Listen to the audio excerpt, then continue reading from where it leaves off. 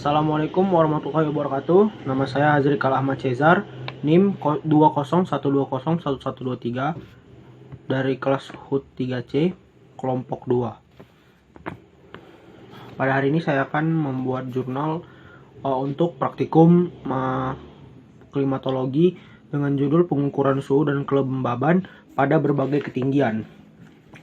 Seperti yang kita tahu, kelembaban udara pada ketinggian lebih dari 2 meter atau dari permukaan tidak menunjukkan perubahan yang nyata antara siang dan malam hari. Pada lapisan udara yang lebih tinggi tersebut, pengaruh angin menjadi lebih besar. Udara lembab dan udara kering dapat bercampur lebih cepat. Pada lapisan troposfer, kandungan uap air akan berkurang dengan bertambahnya ketinggian. Hal ini berkaitan dengan penurunan suhu dengan bertambahnya ketinggian pada lapisan ini. Dengan menurunnya suhu, kapasitas udara menampung uap air semakin rendah. Berarti udara akan lebih cepat jenuh. Penurunan suhu pada lapisan atas troposfer ini menyebabkan uap air tidak menembus ke lapisan troposfer dan tidak terdapat pada lapisan stratosfer atau lapisan atmosfer yang lebih tinggi. Energi panas sendiri merambat dari suatu tempat ke tempat yang lain melalui proses-proses seperti sebagai berikut ini. Ada 3 proses energi panas yang dapat merambat dari suatu tempat ke tempat yang lain. Yang pertama itu konduksi, yaitu suatu perambatan panas akibat aktivitas dalam molekul. Proses ini memerlukan kecepatan aktivitas tiap-tiap molekul benda itu, dan kenaikan energi itu membuat panas itu merambat ke sekelilingnya. Jika perbedaan suhu antara sumber panas dan daerah panas itu dirambatkan cukup besar, maka perambatan panas menjadi lebih cepat. Karena itu perbedaan suhu harus terjadi sebelum proses induksi dimulai. Yang kedua ada konveksi, yaitu proses perambatan panas akibat dari benda-benda yang dipanasi. Bila udara dipanasi, ia mengembang dan naik ke atas, kemudian digantikan oleh udara dingin yang turun ke bawah. Yang terakhir ada radiasi, yaitu proses perambatan panas dalam bentuk gelombang elektromagnetik tanpa memerlukan medium perambatan atau tanpa memerlukan perantara. Jumlah dan panjang molekul radiasi dari suatu benda dapat ditentukan dari suhu permukaannya. Berikut data yang telah kami dapat dari praktikum pengukuran suhu dan kelembaban pada berbagai ketinggian.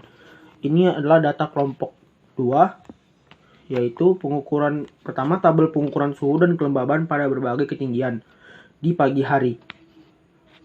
Yang pertama, T derajatnya 24 derajat Celcius, RH-nya 61%. Yang kedua, T derajatnya 24 derajat Celcius, RH-nya 61%.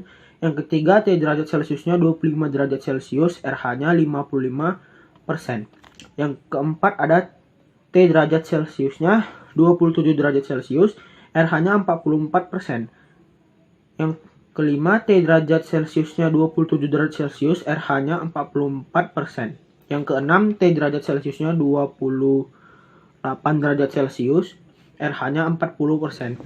Yang ketujuh, T derajat Celciusnya 28 derajat Celcius, RH-nya 44%.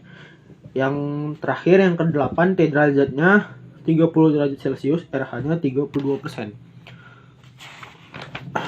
Berikutnya, tabel kedua, pengukuran suhu dan kelembaban pada berbagai ketinggian di siang hari, kelompok 2. Yang pertama itu T derajatnya 21 derajat Celcius, RH-nya 40%. Yang kedua, T derajat Celciusnya 24 derajat Celcius, RH-nya 68%. Yang ketiga, T derajat Celcius 24 derajat Celcius, RH-nya 68%. Yang keempat, T derajat Celciusnya 25 derajat Celcius, RH-nya 62%. Yang kelima, T derajat Celciusnya 27 derajat Celcius, RH-nya 50%. Yang keenam, T derajat Celciusnya 28 derajat Celcius, RH-nya 43%. Yang ketujuh, T derajat Celciusnya 30 derajat Celcius, RH-nya 37%.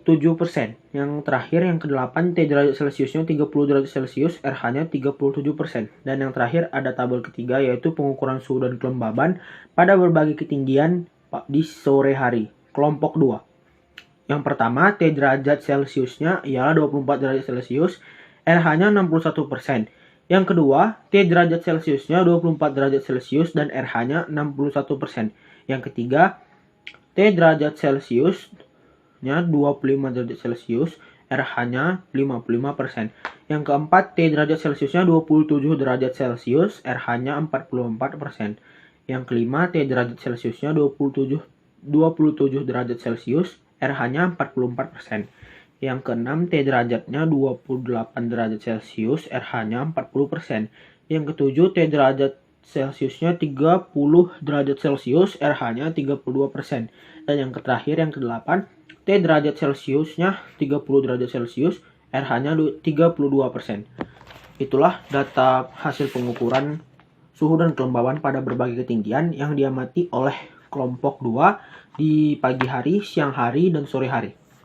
Seperti yang kita ketahui bahwa teori dari Bragg yaitu setiap kenaikan 100 meter terjadi penurunan suhu 0,6 derajat Celcius. Suhu dan kelembapan itu sangat bertolak belakang. Contohnya seperti jika suhu tinggi, maka kelembaban akan rendah. Dan sebaliknya, jika suhu rendah, maka kelembaban akan tinggi. Sekian jurnal dari saya akhiri. Terima kasih. Jika ada kekurangan, mohon dimaafkan.